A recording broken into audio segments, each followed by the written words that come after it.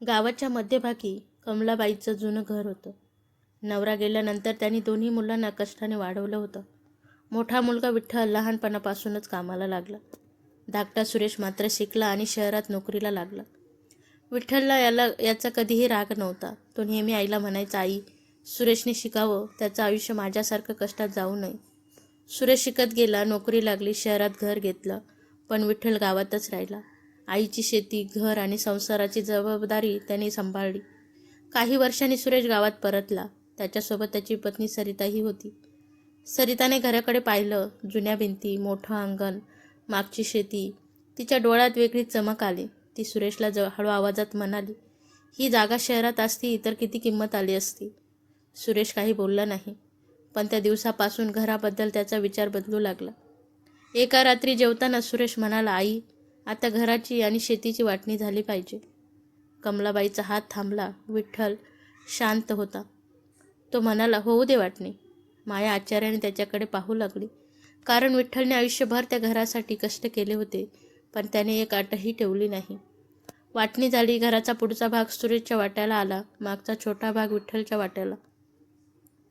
शेती ही अर्धी अर्धी झाली, पण एक गोष्ट मात्र कुणी लक्षात घेतली नाही, कमलाबाईंची काळजी कोण घेणार.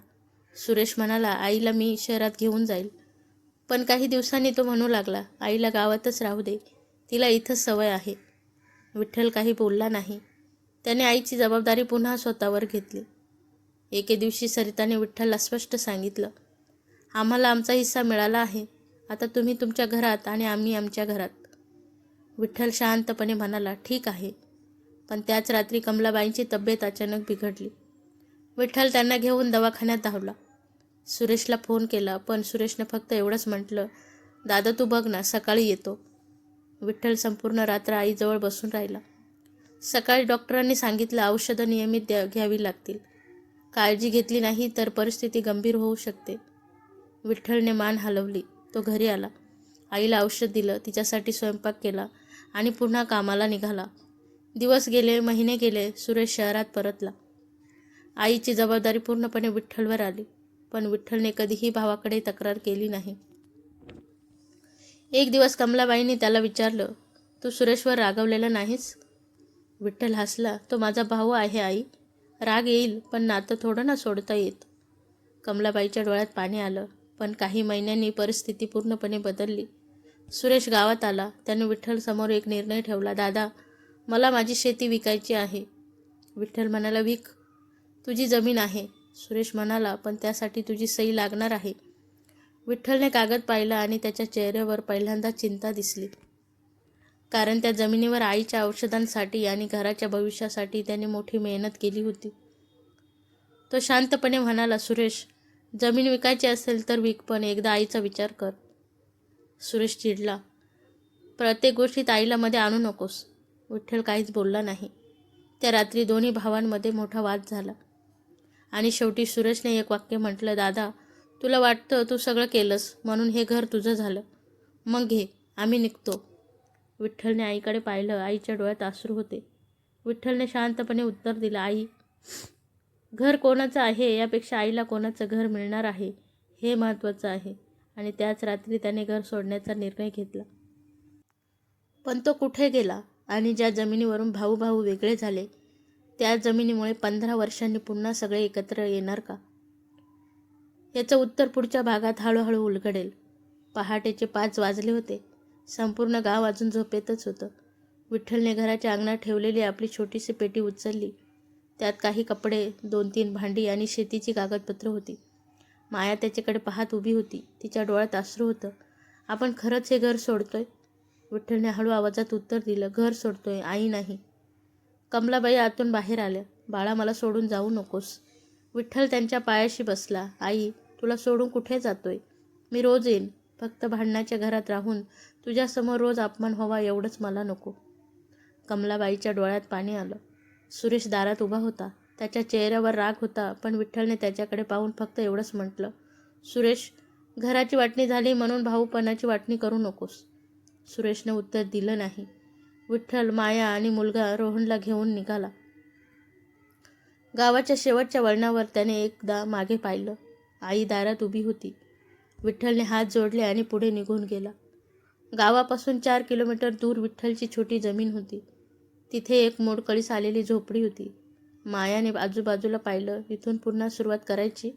विठ्ठल हसला. हो, आपल्याकडे घर छोटं आहे, पण मन छोटं करायचं नाही. दोघांनी मिळून झोपडी साफ केली. रोहनने अंगणात छोटं झाड लावलं. त्या दिवशी घरात फारसं काही नव्हतं, पण तिघांनी मिळून केलेल्या साध्या जेवणात समाधान होतं. दुसऱ्या बाजूला सुरेशच्या घरात मात्र वेगळंच वातावरण होतं. सरिताला आता संपूर्ण मोठं घर मिळालं. ती म्हणाली, आता घरात कोणाची कटकट नाही. सुरेश शांत होता. त्याला मोठा भाऊ घरातून गेल्याचं समाधान नव्हतं, पण त्याचा अहंकार त्याला ते मान्य करू देत नव्हता. काही दिवसांनी सुरेशने शेती विकण्याची तयारी सुरू केली. त्याला शहरात मोठं दुकान सुरू करायचं होतं. जमीन चांगल्या किमतीत विकली गेली. सुरेश शहरात गेला. नवीन दुकान सुरू केलं. सुरुवातीला व्यवसाय चांगला चालला. घरात पैसा येऊ लागला. नवीन गाडी आली, नवीन फर्निचर आलं. सरिताला वाटलं आता आपलं आयुष्य बदललं. पण विठ्ठलच्या आयुष्यातही हळूहळू बदल होत होते. त्याने आपल्या छोट्या जमिनीवर मेहनत घेतली. पहिल्या वर्षी पीक चांगलं आलं नाही. कर्ज वाढलं. दुसऱ्या वर्षी पाऊस कमी पडला. माया म्हणाली, आपण गावात परत जाऊया का? विठ्ठल म्हणाला, नाही. आपल्या मुलाला आपण एक गोष्ट शिकवायची आहे. अडचण आली की घर सोडायचं नाही, प्रयत्न सोडायचा नाही. रोहन ते ऐकत होता. त्याने वडिलांचा हात धरला. विठ्ठल रोज सकाळी शेतात जायचं. दुपारी बाजारात काम करायचा. रात्री घरी येऊन रोहनचा अभ्यास घ्यायचा. त्याचं स्वतःचं आयुष्य कठीण होतं, पण आईला भेटायला तो रोज जायचा. कमलाबाईसाठी औषधं घेऊन जायचा. कधी फळ, कधी दूध. आई विचारायची, तुझ्याकडे पैसे कुठून येतात? विठ्ठल हसून म्हणायचा, आई, तुझ्यासाठी पैसे कमी पडले तर देवाला सांगतो. कमलाबाई हसायच्या, पण त्यांना माहीत होतं त्यांचा मुलगा स्वतःच्या गरजा कमी करून त्यांची काळजी घेत होता. दरम्यान शहरात सुरेशचा व्यवसाय वाढत होता, पण त्यांच्यासोबत त्याचा खर्चही वाढत होता. नवीन दुकान, मोठं कर्ज, नवीन गाडी, शहरातला मोठा फ्लॅट, सगळं कर्जावर. एक दिवस बँकेतून फोन आला, तुमच्या कर्जाचा हप्ता थकीत आहे. सुरेशने दुर्लक्ष केलं. पण काही महिन्यात परिस्थिती गंभीर झाली. व्यवसायात अचानक मोठं नुकसान झालं. त्याचवेळी सरिताच्या वडिलांची तब्येत बिघडली. घरात खर्च वाढला. सुरेशकडे पैसा नव्हता. एका रात्री तो घरात एकटाच बसला होता. त्याला अचानक मोठ्या भावाची आठवण झाली. विठ्ठलने त्याला कधीही मदत मागितली नव्हती. उलट तो स्वतःच्या अडचणीत असूनही सुरेशच्या कुटुंबासाठी उभा राहिला होता. सुरेशच्या मनात एक विचार आला, दादाकडे जाऊ का? पण लगेच त्याचा अहंकार जागा झाला. नाही, मी त्याच्याकडे मदत कशी मागू? तो रात्रभर झोपला नाही. दुसऱ्या दिवशी सकाळी मात्र परिस्थिती आणखी बिकट झाली. सुरेशच्या दुकानावर कर्जदार आले. त्यांनी दुकान बंद करण्याची नोटीस दिली. सुरेशच्या हातातून कागद खाली पडला आणि त्याला पहिल्यांदा जाणवलं, ज्या भावाला त्याने घरातून दूर केलं होतं, आज त्याच्याशिवाय त्याच्याकडे आधार देणारा कुणीच उरला नव्हता. पण विठ्ठल त्याला मदत करेल का? आणि सुरेशला अजून एक धक्का बसणार होता. त्याच्या आईची तब्येत अचानक गंभीर झाली होती. सुरेश संपूर्ण रात्र झोपला नव्हता. एका बाजूला दुकानाचा कर्ज, दुसऱ्या बाजूला आईची बिघडलेली तब्येत आणि डोक्यात एकच विचार, दादाकडे मदत मागायची कशी? ज्या भावाला त्याने स्वतःच्या घरातून दूर केलं होतं, त्याच्यासमोर आज मदतीसाठी हात पसरायची वेळ आली होती. सकाळी सुरेश आईकडे गेला. कमलाबाईचा श्वास धाप लागत होता. त्यांनी मुलांकडे पाहून विचारलं, विठ्ठलला भेटलास? सुरेशने नजर चुकवली. नाही. आईने हळूच त्याचा हात धरला. बाळा, संकटात मदत मागायला लाजू नकोस, पण ज्याने तुला कधी मदत केली त्याला विसरू नकोस. सुरेशच्या डोळ्यात पाणी आलं. तो लगेच विठ्ठलच्या घरी निघाला.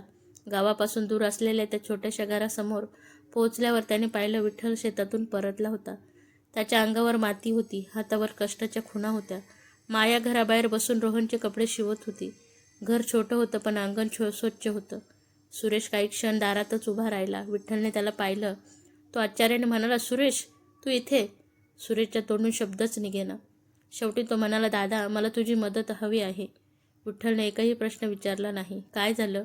सुरेशने दुकानाचं कर्ज, नुकसान आणि आईची तब्येत सगळं सांगितलं. विठ्ठल शांतपणे ऐकत राहिला. माया मात्र सगळं ऐकूनही काही बोलली नाही. सुरेशने खाली मान घातली. मला माहीत आहे दादा, मी तुझ्याशी खूप चुकीचं वागलो.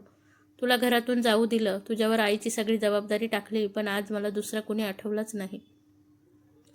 विठ्ठल काही क्षण शांत राहिला. मग त्याने विचारलं, आईची तब्येत किती खराब आहे? खूप. विठ्ठलने लगेच घरात जाऊन आपली जुनी मोटरसायकलची चावी घेतली. चल. सुरेश आश्चर्याने म्हणाला, कुठे? आईकडे. दोघे भाऊ एकाच मोटरसायकलवर बसून गावाकडे निघाले. रस्त्यात एकही शब्द झाला नाही. पण दोघांच्या मनात जुन्या आठवणी फिरत होत्या. लहानपणी विठ्ठल सुरेशला शाळेत सोडायचा. सुरेश आजारी पडला की रात्रभर त्याच्याजवळ बसायचा आणि आज त्याच भावाच्या मदतीसाठी सुरेश त्याच्या मागे बसला होता. दवाखान्यात पोहोचल्यावर डॉक्टरांनी सांगितलं, तपासणी केली. यांना तातडीने उपचार सुरू करावे लागतील. सुरेश घाबरला. डॉक्टर, किती खर्च येईल? डॉक्टरांनी अंदाज सांगितला. रक्कम ऐकून सुरेशच्या चेहऱ्यावरची चिंता वाढली. त्याच्याकडे एवढे पैसे नव्हते. तो विठ्ठलकडे पाहू लागला. विठ्ठलने डॉक्टरांना फक्त एवढं सांगितलं, उपचार सुरू करा. सुरेशने आश्चर्याने विचारलं, पण पैसे? विठ्ठल म्हणाला, आईचा उपचार आधी, पैशाचा विचार नंतर. सुरेशने माहीत होतं विठ्ठलकडे मोठी बचत नव्हती, मग तो एवढे पैसे कुठून आणणार? थोड्याच वेळात विठ्ठल बाहेर गेला. सुरेश त्याच्या मागे गेला. त्याने पाहिलं विठ्ठल गावातील आपल्या एका जुन्या मित्राला फोन करत होता. माझ्याकडे आता पैसे नाहीत, पण माझं पीक आलं की मी सगळे पैसे परत देईन. आईचा उपचार थांबू देऊ नकोस. सुरेश स्तब्ध झाला. स्वतःच्या अडचणी असूनही दादा पुन्हा आईसाठी उभा होता. रात्र झाली. कमलाबाईची तब्येत स्थिर झाली. सुरेश आईच्या पलंगाजवळ बसला होता. विठ्ठल बाहेर बाकावर झोपला होता. सुरेश त्याच्याकडे पाहत राहिला. त्याला आठवलं 15 वर्षापूर्वी त्याने भावाला म्हटलं होतं, तुला आमच्यासोबत राहायचं नसेल तर निघून जा. आणि आज तोच भाऊ त्याच्या आईसाठी रात्रभर हॉस्पिटलच्या बाकावर बसला होता. सुरेशच्या डोळ्यातून अश्रू आले. पहाटे कमलाबाईंनी डोळे उघडले. त्यांनी दोन्ही मुलांना जवळ बोलवलं. विठ्ठल एका बाजूला, सुरेश दुसऱ्या बाजूला. आईने दोघांचे हात एकमेकांच्या हातात ठेवले. माझ्या मुलांनो, घराची जमीन वाटता येते, पण आईचं प्रेम आणि भावांचं नातं वाटता येत नाही. दोन्ही भावांच्या डोळ्यात अश्रू आले. पण कमलाबाईच्या चेहऱ्यावर अचानक वेदना उमटल्या. डॉक्टर धावत आत आले आणि त्यांनी एक गंभीर बातमी सांगितली. आईला पुढील काही दिवस सतत देखरेखीखाली ठेवावं लागेल. विठ्ठलने लगेच होकार दिला. पण त्याच वेळी सुरेशला आपल्या व्यवसायाबद्दल आणखी एक फोन आला. दुकान वाचवण्यासाठी फक्त 3 दिवस उरले होते. आता त्याच्यासमोर 2 मोठे प्रश्न होते. आईला वाचवायचं कसं आणि दुकानाचं कर्ज फेडायचं कसं? आई हॉस्पिटलमध्ये होती आणि सुरेशचं दुकान कर्जामुळे बंद होण्याच्या मार्गावर होतं. सुरेश पूर्णपणे खचला होता. तो विठ्ठलकडे पाहून म्हणाला, दादा, आईचा उपचार चालू ठेव. माझ्या दुकानाचं काही झालं तरी चालेल. विठ्ठल काहीच बोलला नाही. तो हॉस्पिटलच्या बाहेर गेला आणि बराच वेळ एकटाच बसून राहिला. त्याला एक गोष्ट सतत जाणवत होती. सुरेशने चुका केल्या होत्या, पण तो त्याचा भाऊ होता. दुसऱ्या दिवशी विठ्ठलने आपल्या शेताकडे पाहिलं. याच शेतावर त्याने गेली अनेक वर्षे घाम गाळला होता. त्याच्याकडे असलेली सर्वात मौल्यवान गोष्ट म्हणजे त्याची शेवटची मोठी जमीन. त्याच्या मनात विचार आला, ही जमीन विकली तर आईचा उपचार होईल आणि सुरेशचं दुकानही वाचेल. पण त्याच वेळी माया तिथे आली. तिला विठ्ठलच्या चेहऱ्यावरचं सगळं समजलं. तुम्ही पुन्हा जमीन विकायचा विचार करताय ना? विठ्ठल शांत राहिला. मायाचा आवाज भरून आला. 15 वर्षापूर्वी तुम्ही भावासाठी घर सोडलं. आज आईसाठी आणि भावासाठी तुमचं शेवटचं शेतही सोडणार. विठ्ठल म्हणाला, माया, आई आहे ती. माया म्हणाले, आईची सेवा करा, पण प्रत्येक वेळी स्वतःचं आयुष्य का गमवायचं? विठ्ठल काहीच बोलला नाही. माया पुढे म्हणाली, आपल्या रोहनचाही विचार करा. त्याच्या शिक्षणासाठी आपण पैसे साठवत आहोत. उद्या त्याला काही गरज पडली तर आपण काय करणार? हे ऐकून विठ्ठल शांत झाला. पहिल्यांदाच त्याला जाणवलं, त्याग करण्याची ही एक मर्यादा असते. त्याच वेळी सुरेश तिथे आला. त्याने माया आणि विठ्ठलचा संवाद ऐकला होता. तो काही क्षण शांत उभा राहिला. मग म्हणाला, दादा, जमीन विकू नकोस. विठ्ठलने त्याच्याकडे पाहिलं. सुरेशच्या डोळ्यात पाणी होतं.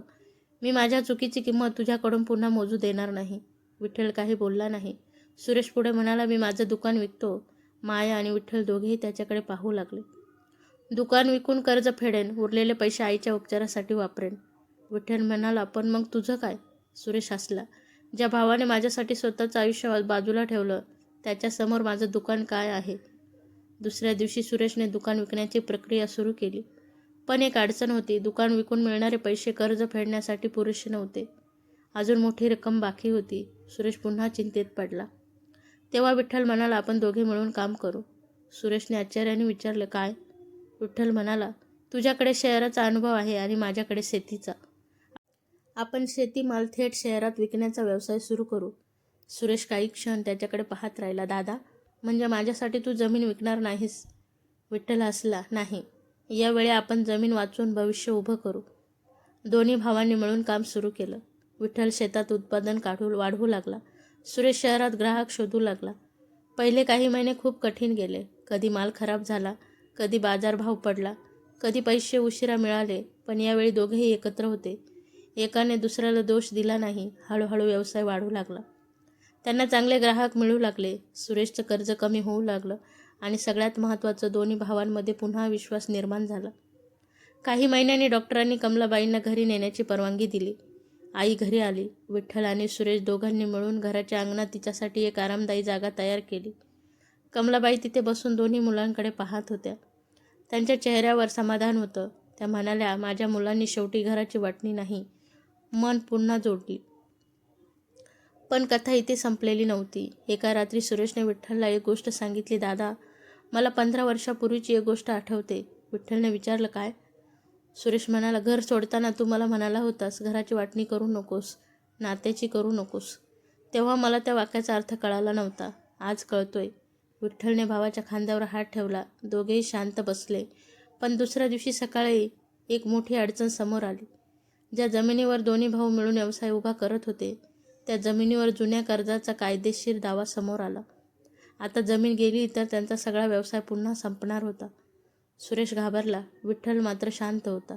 त्याने कागदपत्र हातात घेतली आणि म्हणाला, यावेळी आपण पळणार नाही. दोन्ही भावांना जुन्या जमिनीच्या दाव्याचा सामना करावा लागतो. पण त्या प्रक्रियेत 15 वर्षापूर्वी घर का तुटलं होतं, यामागचं खरं कारण समोर येतं आणि सुरेशला स्वतःच्या एका जुन्या निर्णयाचा भयंकर पश्चाताप होतो. सकाळी विठ्ठल आणि सुरेश दोघेही तहसील कार्यालयात पोहोचले. ज्या जमिनीवर त्यांनी नव्याने व्यवसाय उभा केला होता, त्या जमिनीवर 15 वर्षापूर्वीच्या कर्जाचा दावा करण्यात आला होता. सुरेशच्या चेहऱ्यावर चिंता होती. दादा, हे कर्ज कुठून आलं? विठ्ठलने कागद हातात घेतले. आपल्या जुन्या घराच्या कर्जाशी याचा संबंध आहे. सुरेश चकित झाला. पण ते कर्ज तर तू फेडलं होतंस. विठ्ठल काहीच बोलला नाही.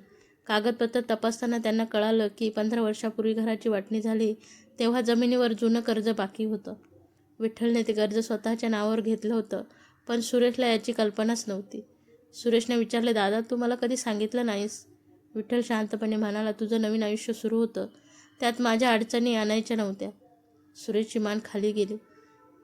त्याला अचानक 15 वर्षापूर्वीचा दिवस आठवला. त्याने भावाला घर सोडायला सांगितलं होतं. त्यावेळी विठ्ठलने काहीही उत्तर दिलं नव्हतं. पण त्या रात्री त्याने एकट्याने बसून घराचं कर्ज आपल्या नावावर घेतलं होतं. सुरेशला घरासहितचा मिळाला म्हणून, कारण कर्जाचा भार दोघांवर आला असता तर सुरेशचं शहरात जाण्याचं स्वप्न मोडलं असतं. सुरेशच्या डोळ्यात अश्रू आले. दादा, म्हणजे तू मला घर दिलंस आणि कर्ज स्वतः घेतलंस? विठ्ठलने फक्त एवढंच म्हटलं. तू पुढे जावास एवढंच मला तेव्हा महत्त्वाचं वाटलं. सुरेश काही क्षण बोलू शकला नाही. मग त्याने विठ्ठलचा हात धरला. मी त्या दिवशी तुला स्वार्थी समजलो, पण स्वार्थी मी होतो. विठ्ठल म्हणाला, जुनं सगळं सोडून दे. पण सुरेशने मान हलवली. नाही दादा, काही गोष्टी विसरायच्या नसतात, त्यातून शिकायचं असतं. दोन्ही भावांनी कागदपत्र तपासली. जमीन वाचवण्यासाठी जुनं कर्ज फेडणं आवश्यक होतं. यावेळी विठ्ठलने स्वतःचं काहीही विकण्यास नकार दिला. सुरेश म्हणाला, आपण दोघे मिळून फेडू. विठ्ठल हसला. आता तू माझा भाऊ म्हणून बोलतोयस. दोघांनी पुढचे काही महिने खूप मेहनत केली. शेतीचा माल शहरात थेट विकण्याचा व्यवसाय वाढवला. नफा झाला की आधी कर्ज फेडलं. हळूहळू रक्कम जमा होत गेली. शेवटी जुनं कर्ज पूर्ण फेडलं गेलं. जमिनीवरील दावा संपला. विठ्ठलने कागद हातात घेतला. त्याच्या चेहऱ्यावर अनेक वर्षांनी समाधान दिसलं. घरी परतल्यावर कमलाबाई अंगणात बसल्या होत्या. सुरेशने आईसमोर बसून तिचे पाय धरले. आई, मला माफ कर. कमलाबाई म्हणाल्या, माझ्याकडे माफी मागू नकोस, तुझ्या भावाकडे माग. सुरेशने विठ्ठलकडे पाहिलं. दोघे भाऊ एकमेकांसमोर उभे राहिले. सुरेशने विठ्ठलला मिठी मारली. दादा, आता पुन्हा कधीही तुझ्यापासून दूर जाणार नाही. विठ्ठलच्या डोळ्यात पाणी आलं. आता आपण कुठेही जाणार नाही, एकत्र पुढे जायचं.